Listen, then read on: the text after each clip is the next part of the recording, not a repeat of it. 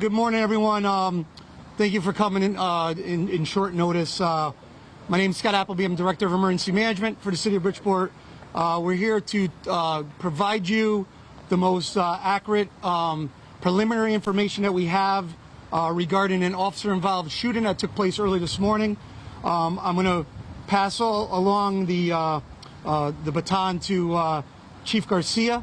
I do ask that we keep, if we can, we understand there's a lot going on within the city and especially within our department. We ask that you please keep our focus on the incident at hand today.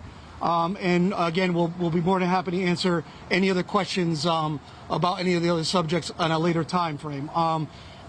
Again, please keep your questions to at the end of our statements, and we'll be more than happy to answer and provide you guys, again, the most preliminary, accurate, confirmed information that we have up to date.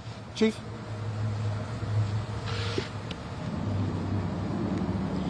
Good morning, everyone. Today's a difficult day within the city of Bridgeport, but as Scott Appleby said, we want to make sure that we provide the preliminary, most accurate information that we have to you, to the public, for transparency purposes. At 00110 hours this morning, our officers Eliud Henry and officers Sean Coran reported to a disturbance at 351 Clinton Avenue. Upon their arrival to the location, they were able to witness a suspect, now identified as Juan Villa, approximately 27 years of age, making stabbing motions towards the victim, and they utilized a taser to try to interrupt the assault that was occurring, which was not effective. Therefore, he was shot one time. The suspect was shot one time by the officer in an attempt to stop the violent attack against the victim. They were then safely got the victim out of the location, out of the area, and were able to engage with the victim, or I'm sorry, with the suspect, who then became combative with the officers. The officers requested the medics' arrival on scene. Upon their arrival on scene, the suspect was transported to the hospital where he underwent surgery. One thing that I think is very important to say is that the victim of the assault by Mr. Villa actually thanked and wanted to thank the officers for quote-unquote saving his life. The officers have been put on administrative status at this time. The State Police responded, obviously our investigative services, and I'll have Captain Fitzgerald join me in a minute. State Police responded, State's Attorney responded. This investigation will be handled by the Eastern District Major Crime Unit and come under the purview of State's Attorney Paul Forensic from Stanford PD. As more information is gathered, we will provide it. I will tell you that the body-worn camera footage is accessible and is being downloaded and provided to the investigative unit. I think it's very important also to say that with the assistance of body cam footage, everything was captured and will be also utilized during the investigation. Captain Fitzgerald.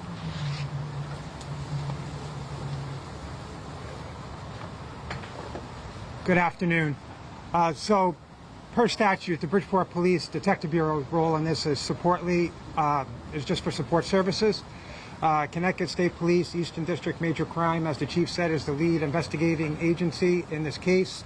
We're merely assisting them with any information that they might need from the Bridgeport Police Department, from our internal records, our personnel records, assisting with the downloading and collection of video. So Bridgeport Police Department at this point, we're just a liaison to the Connecticut State Police, and they're the lead investigators in this investigation. That's all I have. Trooper Dorellis, can you tell us when State Police may make this body camera footage available, if you mind?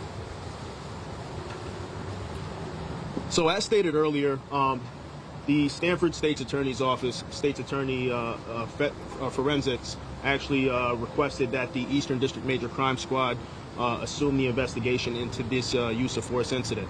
And we will be working in coordination with the Stanford State's Attorney's Office to collect any video evidence, video footage, and release that information as soon as practically possible. Again, we will be working with the Stanford State's Attorney's Office to collect that information, and we'll be releasing it to the public as soon as it's available.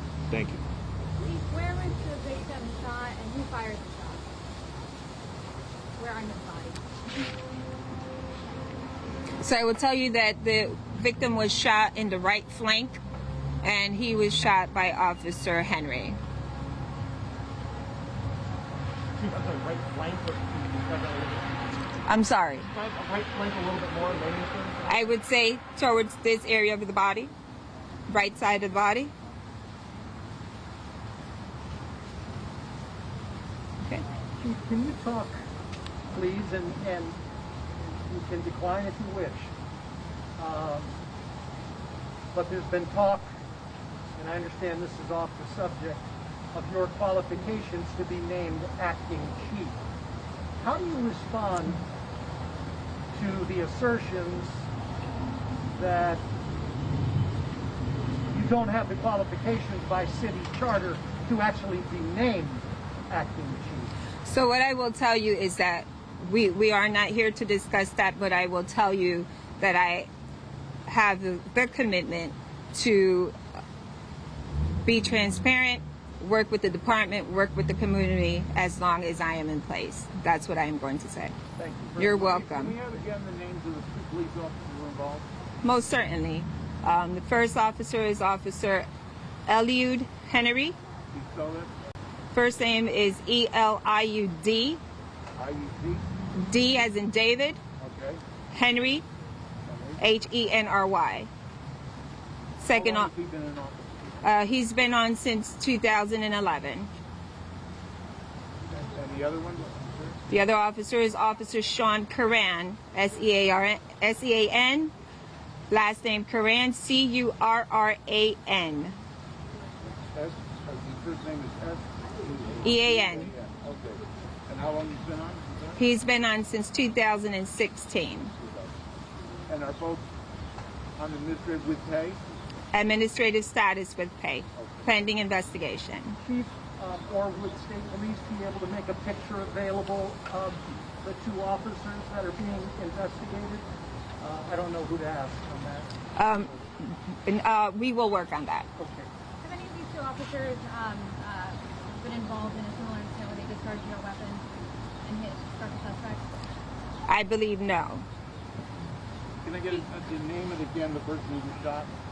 The name of the person that was shot is Juan Villa, and he's approximately 27 years of age. Does he have a criminal record? I am not aware of that at this time. What charges, if any, does he face at this point? It's still ongoing, ma'am. Can you talk about the pressure that you're under when something like this is escalating as a police officer? I mean, obviously you've been in situations where, things go down.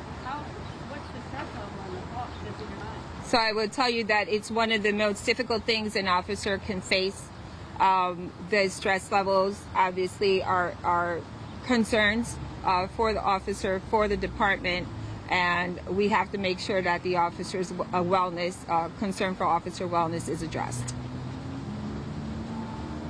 And the victim here is going to be okay? The stabbing victim?